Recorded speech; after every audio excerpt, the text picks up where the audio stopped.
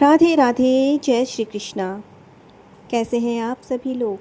आप सभी को स्वतंत्रता दिवस की हार्दिक शुभकामनाएं और हरियाली तीज की भी हार्दिक शुभकामनाएं। हरियाली तीज का व्रत सावन माह के शुक्ल पक्ष की तृतीया तिथि को रखा जाता है। इसे हरियाली तीज के अलावा श्रावणी तीज के नाम से भी जाना जाता है। इस साल 2026 में हरियाली तीज का पावन पर्व 15 अगस्त को मनाया जाएगा। सुहागन महिलाएं पति की लंबी उम्र, सुखी वैवाहिक जीवन और परिवार की खुशहाली की कामना से तो कुंवारी कन्याएं भगवान शिव जैसे गुणों वाला मनचाहा जीवन साथी प्राप्त करने की कामना इसी व्रत से रखती हैं। यह व्रत भगवान शिव और माता गौरी को समर्पित माना जाता है। धार्मिक मान्यता है कि हरियाली तीज पर माता पार्वती और भगवान शिव की पूजा करने से समस्त मनोकामनाएं पूर्ण होती हैं। इस व्रत को अपने यहाँ की परंपराओं के अनुसार रखा जाता है। कुछ जगह पर महिलाएं मुख्य पूजा करने के बाद में फलाहार या फिर शुद्ध सात्विक भोजन कर लेती है, तो कुछ महिलाएं अगले दिन व्रत का पारण करती है। हरियाली तीज के व्रत में मिट्टी के भगवान शिव, माता पार्वती और गणेश जी की प्रतिमाएं बनाकर विधिवत पूजन किया जाता है। माता पार्वती जी को श्रृंगार की सामग्री के अलावा हरे रंग की पूजन सामग्री भी अर्पित की जाती है। आइए इस पावन अवसर पर अपनी अपनी मनोकामनाओं को ध्यान में रखते हुए और भगवान शिव तथा माता पार्वती जी का स्मरण करते हुए हरियाली तीज व्रत कथा का श्रवण करते हैं। माता पार्वती और भगवान शिव आप सभी की मनोकामनाएं पूर्ण करें। सबसे पहले सुनिए विघ्न विनाशक विनायक महाराज जी की कथा। एक बार की बात है कि एक बुढ़िया माई थी। वह रोज मिट्टी के गणेश जी की पूजा किया करती थी। बेचारी बूढ़ी माई के बनाए गणेश जी रोज गल जाते थे। उनके घर के सामने एक सेठ जी का मकान बना रहा था, तो बूढ़ी माई सेठ जी के मकान पर जाकर मकान बनाने वाले कारीगर से बोली, भाई मेरी मिट्टी के बनाए गणेश जी रोज गल जाते हैं, आप मेरी पूजा के लिए पत्थर से गणेश जी बना दो, आपकी बड़ी कृपा होगी। तब मकान बनाने वाला मिस्त्री बोला, माई जितनी देर में तुम्हारे लिए गणेश जी बनाऊंगा उतनी देर में तो शेठ जी की दीवार पूरी कर दूंगा, जाओ अपने गणेश जी किसी और से बनवाना। बूढ़ी माई यह सुनकर दुखी मन से अपने घर वापस आ गई। उधर दीवार पूरी करते करते सुबह से शाम हो गई, परंतु दीवार बनने से पहले ही टेढ़ी हो जाती। शाम को सेठ जी आए और पूछने लगे कि आज कुछ काम नहीं किया। तब मकान बनाने वाले मिस्त्री ने बूढ़ी माई वाली बात बताई, तो सेठ जी ने बूढ़ी माई से जाकर कहा, माई तुम हमारी दीवार सीधी कर दो, हम तुम्हें सोने के गणेश जी बनवा देंगे। बूढ़ी माई ने हाथ जोड़कर गणेश जी से प्रार्थना की। गणेश जी ने सुनते ही सेठ जी की दीवार सीधी कर दी। फिर सेठ जी ने बूढ़ी माई को पूजा के लिए सोने के गणेश जी बनवा कर दिए और गणेश जी को पाकर बूढ़ी माई बहुत प्रसन्न हुई। विनायक जी महाराज जैसे सेठ जी की दीवार आपने सीधी की, वैसे ही इस कहानी को कहते सुनते हम सबके भी कार्य सीधे करना, सभी के मनोरथ पूर्ण करना। सभी प्रेम से बोलिए गणेश भगवान की जय। एक समय की बात है, कैलाश पर्वत पर भगवान शिव और माता पार्वती जी विराजमान थे। चारों ओर हिमालय की सुंदर चोटियाँ बर्फ से ढकी हुई थी। मंद मंद शीतल वायु चल रही थी और वातावरण में दिव्य शांति फैली हुई थी। माता पार्वती जी ने भगवान शिव के समीप बैठी हुई थी। उनके मन में अपने पूर्व जन्म से जुड़ी कुछ जिज्ञासा उत्पन्न हुई। माता ने भगवान शिव की ओर प्रेम और श्रद्धा से देखते हुए कहा, महादेव, हे प्रभु, मेरे मन में एक प्रश्न है। मैंने आपको अपने पति के रूप में प्राप्त करने के लिए कौन सा पुण्य और कौन सी तपस्या की थी, जिसके फलस्वरूप आज मैं आपकी अर्धांगिनी हूँ। कृपया मुझे मेरे पूर्व जन्म की यह कथा सुनाइए। माता पार्वती जी की बात सुनकर भगवान शिव मन मन मुस्कुराए। उन्होंने प्रेम पूर्वक माता की ओर देखा और बोले, हे गिरिराज नंदिनी, तुम्हारे पूर्व जन्म की कथा अत्यंत पवित्र और अद्भुत है। तुम्हारी कठोर तपस्या, अटूट श्रद्धा और मेरे प्रति तुम्हारे अचल प्रेम के कारण ही तुमने मुझे पति के रूप में प्राप्त किया था। आज मैं तुम्हें वही कथा सुनाता हूँ। तब भगवान शिव कथा सुनाने लगे। बहुत समय पहले देवी, तुमने हिमालय पर्वत पर मुझे पति के रूप में प्राप्त करने के लिए घोर तपस्या आरंभ की थी। तुम्हारे हृदय में केवल एक ही संकल्प था, भगवान शिव को अपने पति के रूप में प्राप्त करना। तुमने संसार की सभी सुख सुविधाओं का त्याग कर दिया। तुम्हारे मन में संसारिक वैभव से हटकर केवल मेरी भक्ति में लग गया था। तुम कभी खुले आकाश के नीचे बैठकर तपस्या करती, कभी पर्वत की कंदराओं में ध्यान लगाती और कभी नदी के किनारे घंटों तक मेरा स्मरण करती। धीरे धीरे तुम्हारी तपस्या और भी कठिन होती चली गई। तुमने अन्न का त्याग कर दिया, फिर जल का भी त्याग कर दिया और कई दिनों तक तो केवल सूखे पत्तों को चबाकर अपने जीवन का निर्वाह करने लगी। गर्मी की तपती धूप हो या वर्षा की तेज धार हो या सर्दी की कपा देने वाली ठंड, तुमने किसी भी ऋतु की परवाह नहीं की। तुम्हारी आंखें ध्यान में रहती और तुम्हारे मुख से केवल प्रेम नाम निकलता। ओम नमः शिवाय, ओम नमः शिवाय। तुम्हारी कठोर तपस्या देखकर देवता भी आश्चर्यचकित थे। तुम्हारे पिता पर्वतराज हिमालय अपनी पुत्री की ऐसी अवस्था देखकर अत्यंत दुखी होते थे। वे सोचते थे कि मेरी पुत्री इतनी छोटी अवस्था में इतनी कठोर तपस्या क्यों कर रही है, वह अपने कोमल शरीर को इतना कष्ट क्यों दे रही है।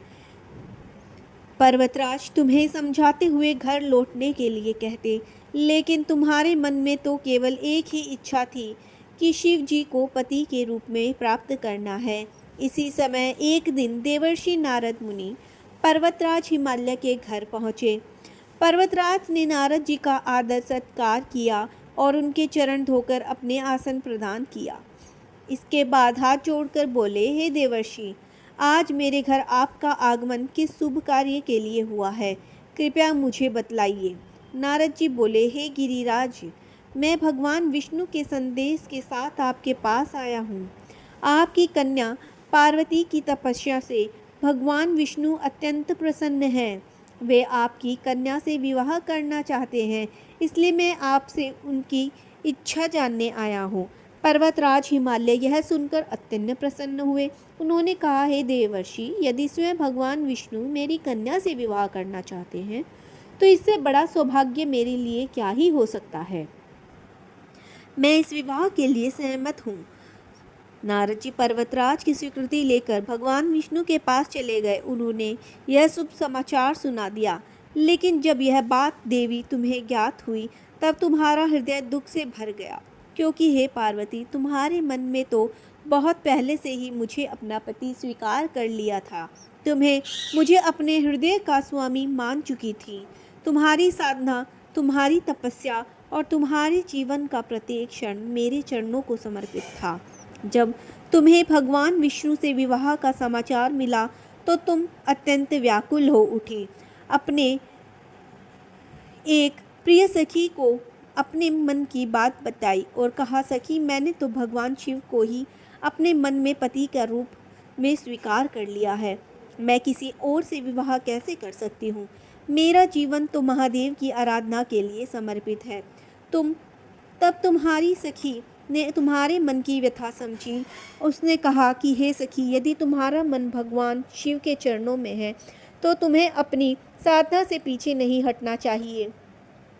मैं तुम्हें एक ऐसे घने वन में ले चलती हूँ जहाँ कोई तुम्हें नहीं खोज पाएगा। यहाँ एकांत में तुम भगवान शिव की आराधना करना। सखी की बात मानकर देवी तुम उसके साथ एक घने और निर्जन वन में चली गई। उधर पर्वतराज हिमालय तुम्हें घर में न देखकर अत्यंत चिंतित हो उठे। उन्होंने तुम्हारी खोज के लिए चारों दिशाओं में लोग भेज दिए। पर्वत, जंगलों, नदियों, कंदराओं में तुम्हें खोजा गया, लेकिन तुम्हारी कहीं कोई खोज खबर ना मिली। पर्वतराज के मन में अनेक प्रकार की चिंताएं उठने लगी। वे सोचने लगे कि यदि भगवान विष्णु बारात लेकर आ गए और मेरी पुत्री घर ना मिली तो मैं उन्हें क्या उत्तर दूंगा। उन्होंने तुम्हें खोजने में कोई कसर नहीं छोड़ी, लेकिन तुम उन्हें कहीं नहीं मिली। इधर तुम एक घने वन के भीतर स्थित एक गुफा में पहुंच चुकी थी। वह गुफा अत्यंत शांत थी। वहां ना कोई मनुष्य था, ना कोई सांसारिक शोर। तुमने उसी गुफा को अपनी साधना का स्थान बना लिया। तुम्हारे पास ना राजमहल था, ना सुख सुविधाएं, ना स्वादिष्ट भोजन था। तुम्हारे पास थी तो केवल सच्ची श्रद्धा, तपस्या और मेरे प्रति अटूट विश्वास था।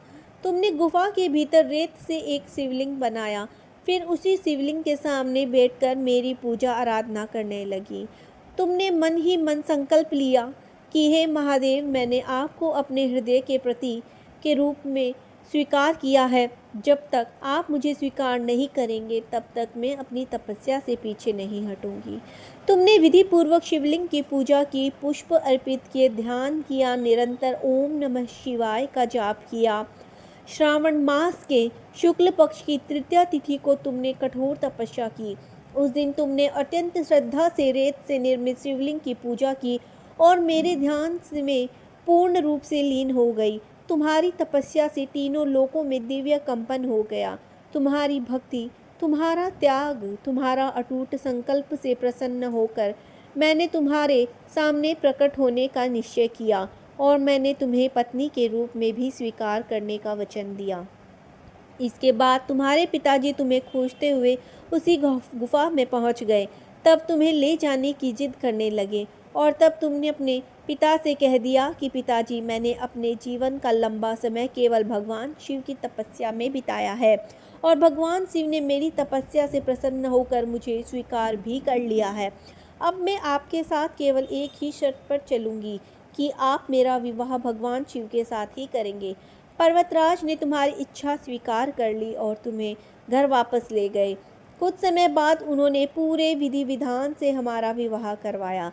भगवान शिव ने इसके बाद कहा, हे पार्वती, तृतीया को तुमने मेरी आराधना करके जो व्रत किया था उसी के परिणाम स्वरूप हम दोनों का विवाह संभव हो सका। इस व्रत का महत्व यह है कि मैं इस व्रत को पूर्ण निष्ठा से करने वाली प्रत्येक स्त्री को मनवांछित फल देता हूँ। भगवान शिव ने देवी पार्वती जी से कहा कि इस व्रत को जो भी स्त्री श्रद्धापूर्वक से करेगी उसे तुम्हारी तरह अचल सुहाग अखंड सौभाग्य की प्राप्ति होगी। इस प्रकार भगवान शिव ने माता पार्वती जी को उनके पूर्व जन्म की तपस्या और हरियाली तीज व्रत की महिमा सुनाई। तब भगवान शिव और माता पार्वती जी ने कहा कि जो भी श्रद्धापूर्वक इस कथा का श्रवण करेगा और सच्चे मन से पूजन करेगा, उन भक्तों की सभी मनोकामनाएं अवश्य पूर्ण होगी। तो प्रेम से बोलिए माता पार्वती जी की जय, भोलेनाथ जी की जय। तो ये थी हमारी हरियाली तीज की व्रत कथा। अगर आपको कथा अच्छी लगे तो कमेंट बॉक्स में हर हर महादेव अवश्य लिखिए और लाइक एंड सब्सक्राइब करना ना भूलें। धन्यवाद।